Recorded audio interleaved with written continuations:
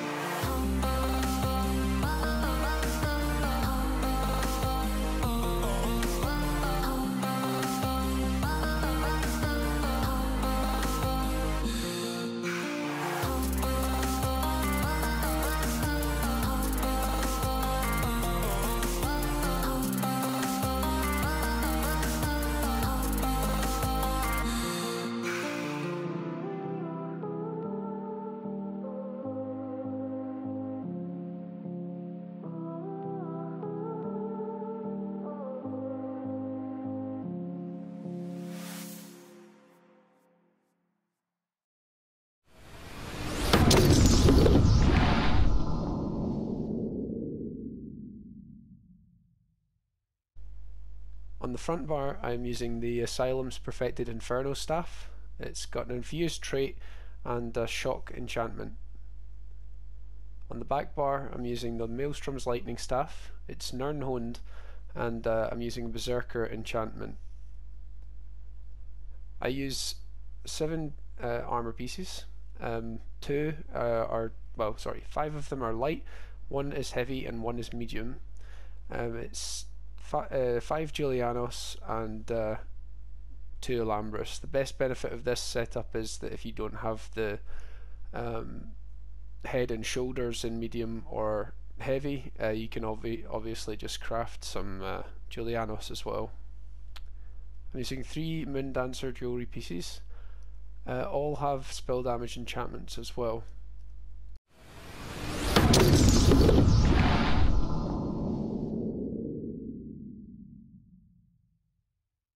On the front bar we have loads of single target damage attacks. They also scale on the front bar with the destruction staff. So we've got Vampire's Bane.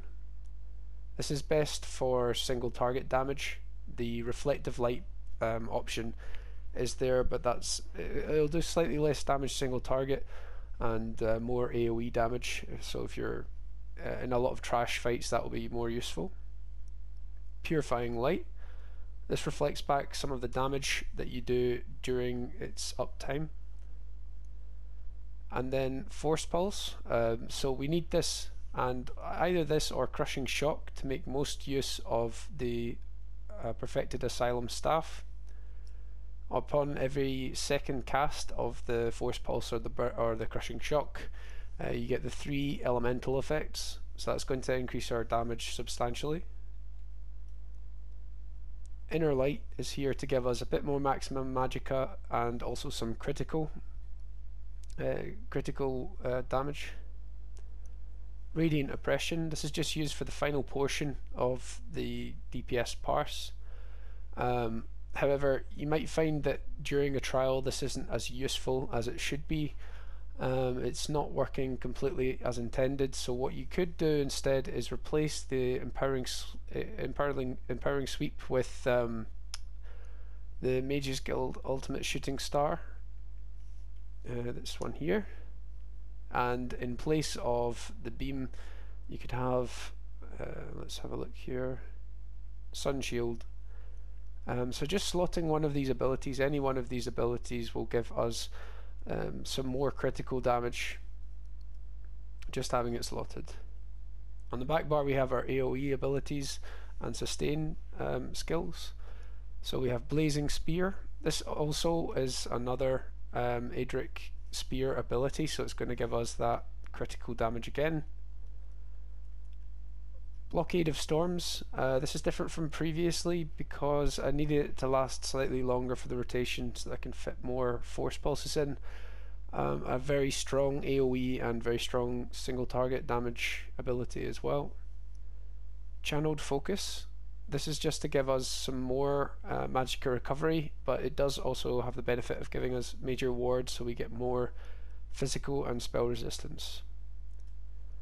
I have Elemental Drain here, but in the trial this is your flexible slot, so you would swap this around with your shield. You use the light armor skill Harness Magicka. And then Inner Light again, this is giving us more maximum magicka, and also it's giving us some critical again. Shooting Star, we can replace this in a trial with Elemental Rage if you're in a AoE fight. The damage is exactly the same if you have the Shooting Star on front bar. So equally as useful. It lasts slightly longer, so in a DPS Parse it will be the same, but what you'd have to use is Empowering Sweeps on the front bar to get the same result.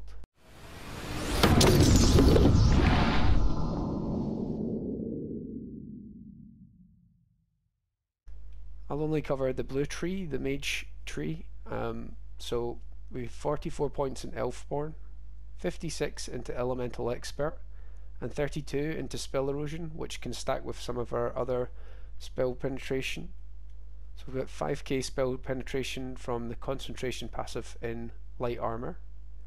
We also ignore 10% of the resistances using Destruction Staff abilities in the Destruction Staff skill line.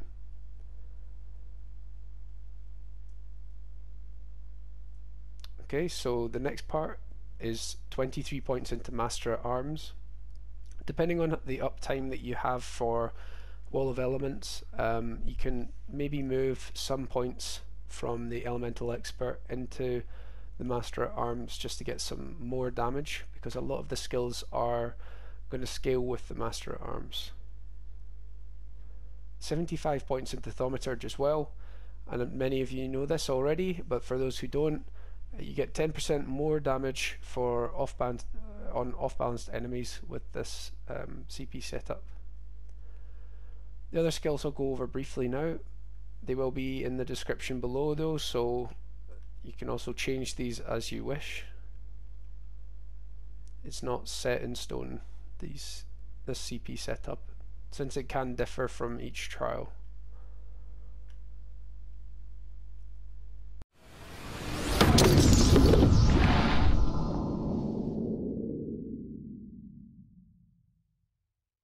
So the rotation for if you're doing the test yourself is to proc the potion.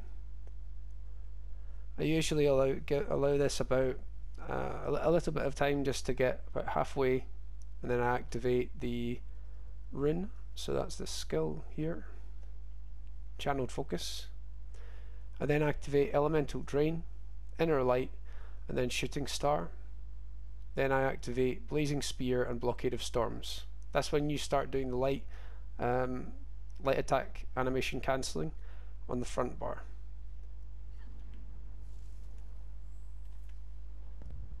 So you notice I'm not using any light attacks, and then I get to the front bar.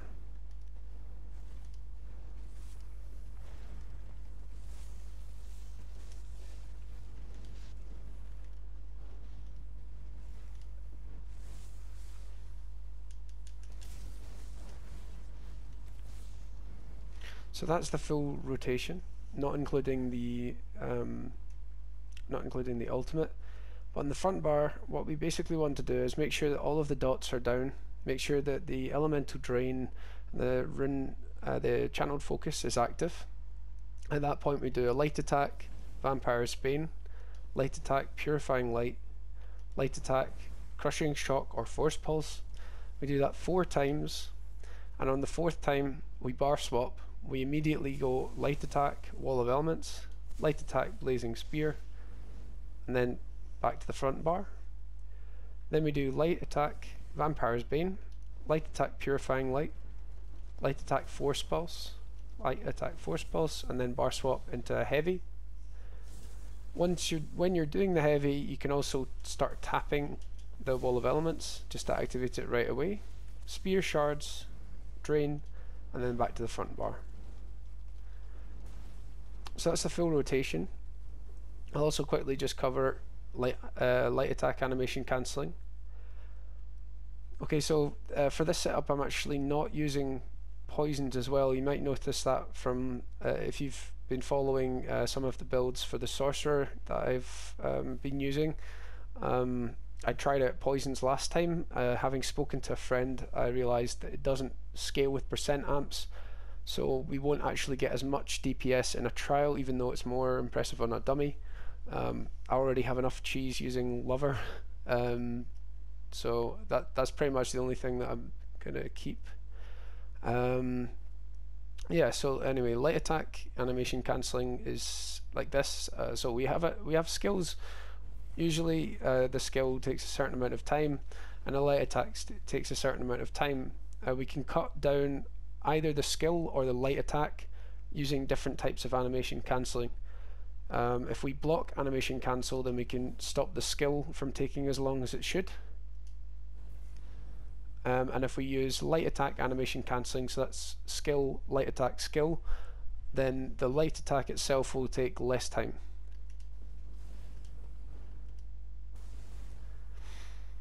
Okay, so hopefully that was a good enough description. If there's anything else that I've not added in this clip that you would like to know, please leave a comment below. Like and subscribe if you want to see more of this kind of content as well. And I wish you all the very best. Thank you very much.